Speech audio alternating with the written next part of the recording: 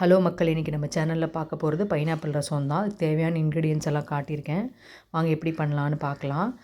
ஒரு நெல்லிக்காய் சைஸ் புளியை எடுத்து நல்லா கரைச்சிக்கோங்க. அதில் 1 டீஸ்பூன் சாம்பார் பொடியும் தேவையான உப்பும் 3/4 தக்காளி கட் பண்ணியும் 2 பச்சை மிளகா 1 பச்சை மிளகா காரத்துக்கு தகுந்த மாதிரி சேர்த்து கொஞ்சம் கொதிக்க விடுங்க.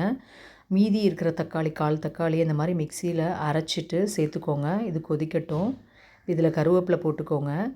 கருவேப்பிலை போட்டுட்டு என்ன பண்ணுறீங்கன்னு பார்த்தா, நான் ஒரு 1/4 கப்பு பருப்பு வேக வச்சு எடுத்துருக்கேன். இப்போ இதை கொதிக்கும்போது அந்த பருப்பு வேக வச்சதை அதில் ஊற்றிடலாம். அதுக்கப்புறம் ஒரு 1/4 கப் பைனாப்பிள் ஜூஸு ஊற்றிட்டு இதுவும் கொஞ்சம் கொதிக்க விடலாம். இதில் வந்து 1 டீஸ்பூன் மிளகு ஜீரா பொடியும் 1 டீஸ்பூனும் பெருங்காயமும் போட்டு கொஞ்சம் கொதிக்க விடுங்க. இது வந்து நெய்யில் வந்து கடுகு ஜீரகமும் கடைசியாக தாளித்து ஊற்றிக்கலாம். நல்ல டேஸ்ட்டாக இருக்கும். நீங்கள் வீட்டில் ட்ரை பண்ணி பாருங்கள். இதில் ஒரு 10 பீஸ் சின்னதாக கட் பண்ணி பைனாப்பிள் பீஸும் போட்டுடுங்க. சர்வ் பண்ணி பாருங்கள், நல்லாயிருக்கும். இது எங்கள் வீட்டில் இப்போ செஞ்சது. இது 4 பேர் நாங்கள் சாப்பிட்டோம். நீங்கள் வீட்டில் ட்ரை பண்ணி பார்த்துட்டு சொல்லுங்கள். ஹாப்பி போகி. தேங்க்யூ மக்களே.